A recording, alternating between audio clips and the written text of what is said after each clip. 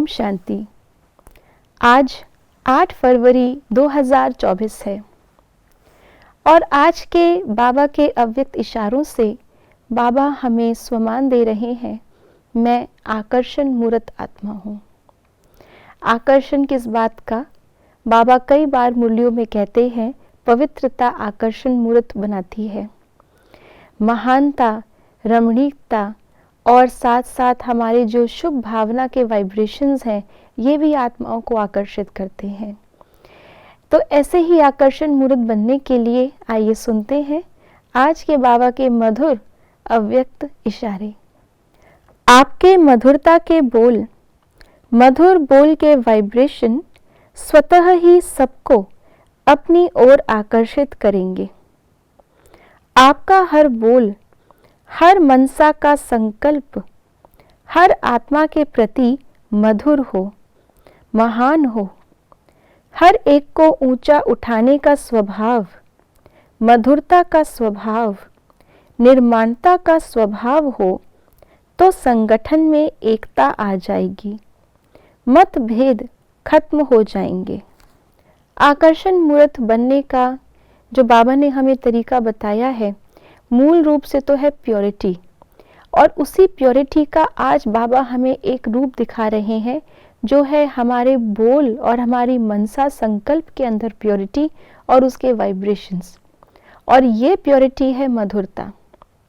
संकल्प में प्योरिटी अर्थात किसी के प्रति भी कोई गलत भाव ना हो, तो ऐसे अच्छे भाव ही हमारे संकल्पों को मधुर बनाते हैं, जिससे हर एक को अपनापन महसूस हो।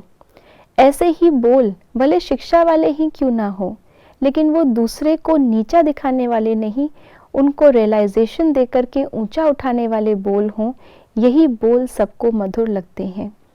ऐसे ही संकल्प और ऐसे ही बोल धारण करने की बाबा ने अपने चरित्र से हमें एग्जाम्पल दिखाया है। ऐसे ही हमें भी बनना है। जैसे लौकिक में माँ होती है, माँ कभी भी अपने बच्चों का अहित नहीं चाहती, तभी अगर वो बच्चे को डांट भी देती है, कभी कभी अगर हाथ भी उठा लेती है, तो भी बच्चा वापस माँ के पास ही आता है रोने के लिए।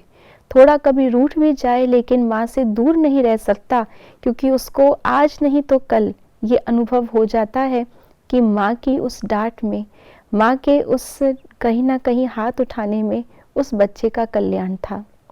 तो बाबा ने तो हमें डांटना या बाबा ने तो हमें हाथ उठाना नहीं सिखाया, लेकिन बाबा ने कैसे माँ बनकर के हम आत्माओं को ऊंचा उठाया, ये बाबा की मनसा और ये बाबा के बोल हम सभी से, उनसे हम भली भांति परिचित हैं।